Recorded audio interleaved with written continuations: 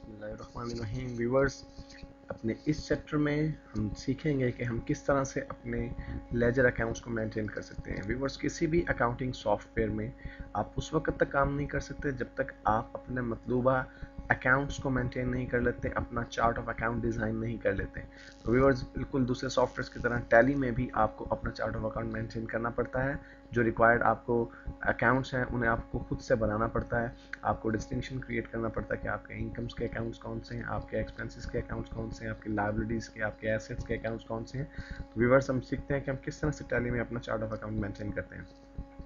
Viewers, जब आप tally में एक नई कंपनी क्रिएट करते हैं तो बाय डिफ़ॉल्ट पहले से 2 अकाउंट्स उसमें ऑलरेडी क्रिएट हो चुके होते हैं, जिसमें आपने कोई भी मॉडिफिकेशन नहीं की होती, लेकिन वो बाय डिफ़ॉल्ट वो अकाउंट्स पहले से बने हुए होते हैं। तो व्यूवर्स, कोई भी अकाउंट बनाने के लिए, चार्ट ऑफ अकाउंट बनाने के लिए आप गेटवे ऑफ टैली में से मास्टर्स के मेन्यू में से अकाउंट इन्फॉर्मेशन पर क्लिक कीजिए। और व्यूवर्स, यहाँ पर अकाउंट इन्फॉर्मेशन में आपके पास बेसिकली लेजर्स भी हैं और ग्रुप्स भी हैं, लेकिन हमें पहले लेजर्स को देखना है, हमें चार्ट ऑफ अकाउंट्स को मेंटेन करना सीखना है। हम ग्रुप्स के ऊपर भी बाद में डिटेल से बात करेंगे। तो मैं लेजर्स पर क्लिक करता हूँ। व्यूवर्स, जब आप लेजर्स पर क्लिक करते हैं तो आपके पास 2 ऑप्शंस हैं, सिंगल लेजर और multiple ledgers. Viewers, single ledger में भी आपके पास 3 ऑप्शन है, क्रिएट, डिस्प्ले और ऑल्टर। क्रिएट का मतलब है कि आपको क्रिएट करना है एक लेजर। डिस्प्ले का मतलब कि आपने जितने भी लेजर्स बने हैं आप उन्हें देखना चाहते हैं। और ऑल्टर का मतलब डेफिनेटली आप उन्हें चेंज करना चाहते हैं किसी एक लेजर को।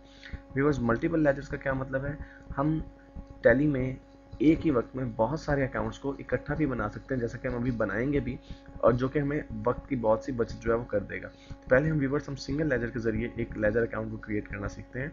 सिंगल लेजर में आप आके क्रिएट के ऑप्शन पर क्लिक करें, बल्कि उससे पहले हम डिस्प्ले पर क्लिक करते हैं, क्योंकि मैं ये देखना चाहता हूँ कि मेरे पास इस वक्त कौन कौन से लेजर्स मौजूद हैं। और व्यूवर्स देखिए, कैश और प्रॉफिट एंड लॉस अकाउंट, ये 2 ऐसे लेजर्स हैं जो बाय डिफ़ॉल्ट टैली आपकी हर कंपनी के साथ खुद से क्रिएट कर देता है। इसमें से कैश अकाउंट के लेजर को आप डिलीट भी कर सकते हैं, इसको रीनेम भी कर सकते हैं, लेकिन प्रॉफिट एंड लॉस अकाउंट के लेजर को व्यूवर्स आप डिलीट नहीं कर सकते, आप रीनेम अलबत्ता ज़रूर कर सकते हैं। बेसिकली अगर आपकी कंपनी या आपका बिजनेस पहले से रन कर रहा है तो इस प्रॉफिट एंड लॉस अकाउंट में आपको पिछले साल का जो आपका प्रॉफिट था वो एंटर करना है। लेकिन हम यहाँ पे अज्यूम कर रहे हैं कि हमारी कंपनी बिल्कुल नए सिरे से काम कर रही है, इसलिए हम इस ऑप्शन को नहीं छेड़ेंगे और वापस जाके हम एक नया लेजर क्रिएट करना सीखते हैं कि व्यूवर्स हमें लेजर कैसे क्रिएट करना है। व्यूवर्स, मैं सिंगल लेजर पर जाके क्रिएट के ऑप्शन पर जब क्लिक करूंगा तो मेरे पास जो है एक विंडो अपीयर हो जाएगी, जहां से मैं अपने लेजर को जो है क्रिएट कर सकता हूं। व्यूवर्स, सबसे पहले मुझे अपने लेजर का नाम जो है वो क्रिएट करना है। तो मैं अपने लेजर का नाम रखता हूँ, मैं अपने कैपिटल अकाउंट को क्रिएट कर रहा हूँ, तो मैं इसे लिखता हूँ अवैस कैपिटल।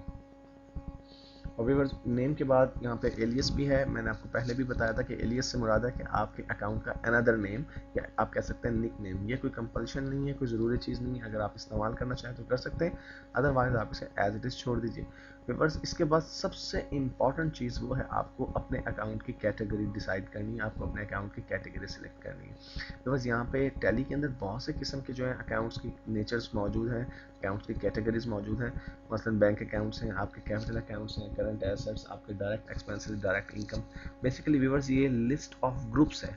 और अगर आपको याद हो, इस वीडियो के स्टार्ट में हम यानी ग्रुप्स को भी एडिट कर सकते हैं, ग्रुप्स को भी चेंज कर सकते हैं, और हम वो सीखेंगे भी। लेकिन बाय डिफ़ॉल्ट टैली में जो ग्रुप्स बने हुए हैं ये इतना सफिशिएंट है कि आपका किसी भी किस्म का जो अकाउंट है वो उसकी नेचर आपको यहाँ पे कहीं ना कहीं मिल जाएगी। तो व्यूअर्स, चूंकि ये मेरा कैपिटल अकाउंट है और बाय डिफ़ॉल्ट इसने कैपिटल अकाउंट को ही सिलेक्ट किया है, इसलिए मैं इसे चेंज नहीं करता।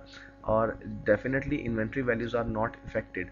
जब आप अपने कैपिटल अकाउंट को क्रिएट करते हैं, जब आप अपने कैपिटल अकाउंट के साथ डील करते हैं, तो आपकी इन्वेंट्री इफेक्ट नहीं होती, इसलिए इस ऑप्शन को अब मैं नो रहने देता हूँ।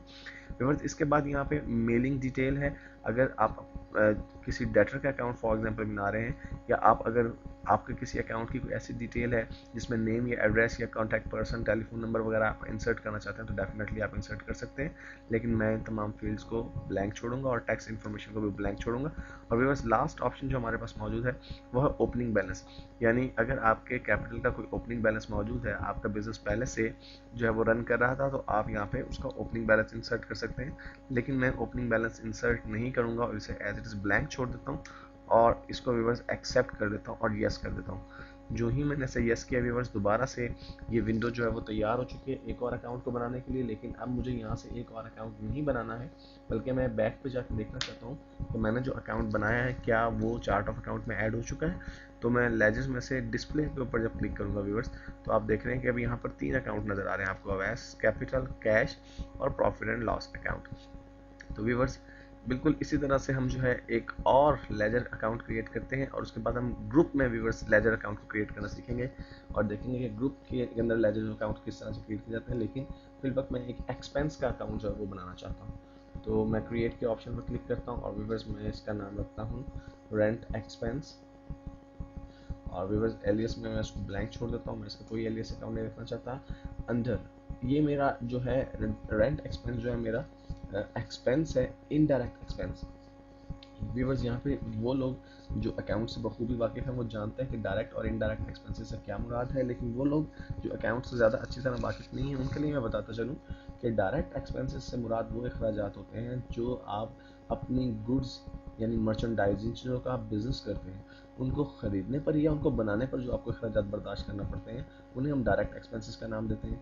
और इनडायरेक्ट एक्सपेंसेस को हम ऑपरेटिव एक्सपेंसेस का भी नाम देते हैं, यानी वो अखराजात जो हमें कारोबार को रन करने के लिए, चलाने के लिए बर्दाश्त करना पड़ता है। मसलन मुलाजमीन की सैलरीज, आपके एडवर्टीजमेंट के अखराजात, आपके रेंट के अखराजात, आपके इंश्योरेंस के अखराजात। तो ये चूँकि मेरा जो है ऑपरेटिंग एक्सपेंस है, इसलिए व्यूअर्स मैं इसको इनडायरेक्ट एक्सपेंस के तौर पर सिलेक्ट करता हूँ। इन्वेंट्री वैल्यूज डेफिनेटली इफेक्ट नहीं होंगी इससे, इसलिए मैं नो ही रहने देता हूँ।